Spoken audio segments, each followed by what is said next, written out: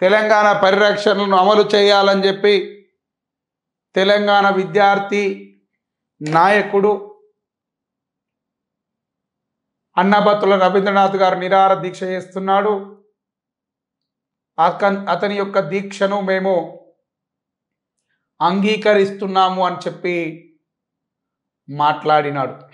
ఎవరు మాట్లాడినారు? ఎన్ సుధాకర్ రెడ్డి గారు మాట్లాడినారు. ఓకేనా, రైట్. మరి ఈ తెలంగాణ డిమాండ్కు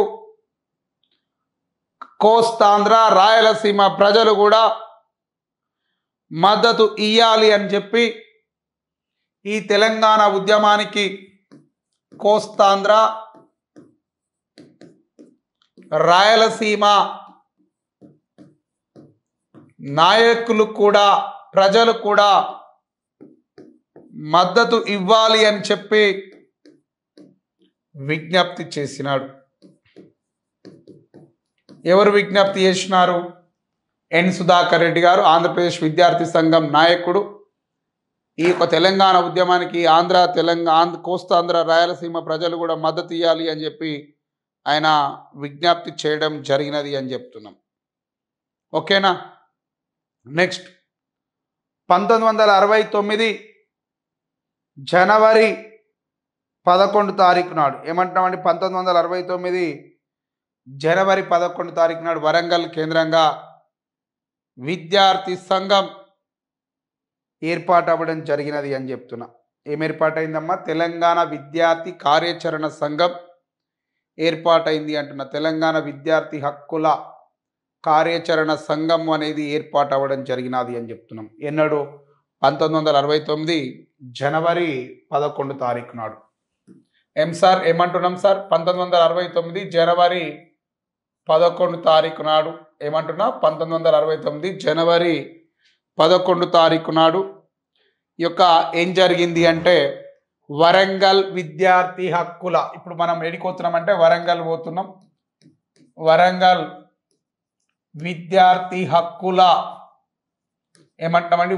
వరంగల్ విద్యార్థి హక్కుల కార్యాచరణ సంఘం, వరంగల్ విద్యార్థి హక్కుల కార్యాచరణ ఏమంటామండి? వరంగల్ విద్యార్థి హక్కుల కార్యాచరణ సంఘం ఏర్పాటు అవ్వడం జరిగినది అని చెప్పి నేను మాట్లాడుతూ ఉన్నా. ఏ ఉద్దేశం కొద్దీ ఇది ఏర్పాటైంది అంటే, అసలు ఈ సంఘం ఎందుకు ఏర్పాటైంది అంటే, వరంగల్లో తెలంగాణ ఉద్యమాన్ని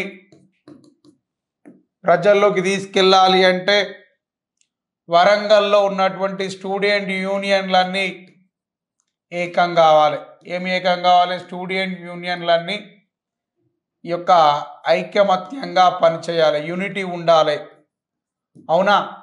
ఐకమత్యంగా ఉండాలి అని చెప్పి అన్ని కళాశాలల విద్యార్థి సంఘాలు ఏకమయ్యి వరంగల్ విద్యార్థి హక్కుల కార్యాచరణ సంఘమును 1969 జనవరి 11 తారీఖు నాడు ఏర్పాటు చేయడం జరిగినది అని చెప్తున్నాం.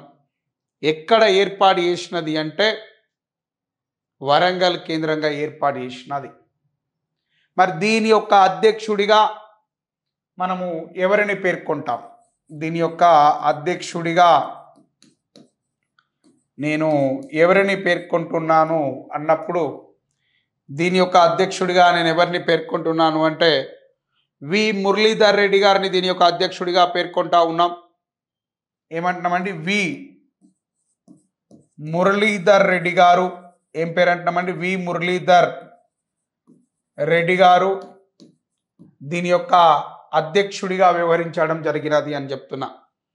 వరంగల్ విద్యార్థి హక్కుల కార్యాచరణ సంఘం ఏర్పాటైతే దానికి అధ్యక్షుడిగా ఎవరు నియమితులైనారు అంటే వి మురళీధర్ రెడ్డి గారు నియమితులైనారు అని చెప్పి నేను మాట్లాడుతున్నా. సార్ ఎవరు సార్ ఈ విద్యార్థి అంటే మురళీధర్ రెడ్డి గారు ఎవరు సారు అని చెప్పి మీరు నన్ను అడగాల.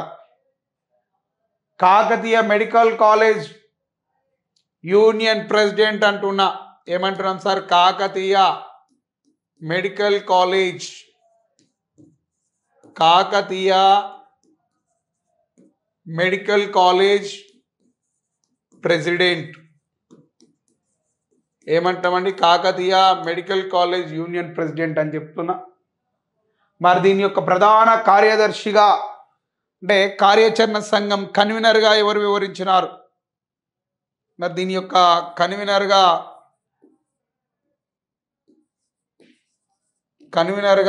ఎవరు పనిచేసినారు అంటే ఆయన పేరు ఏం పేరు అంటే సిహెచ్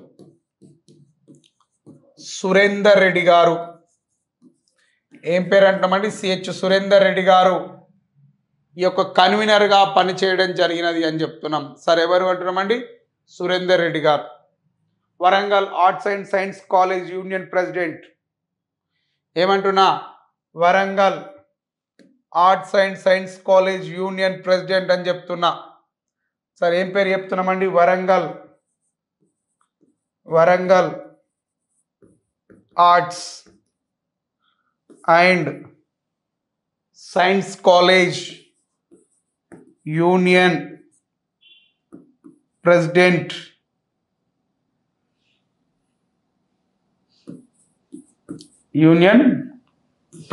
అని చెప్తున్నా.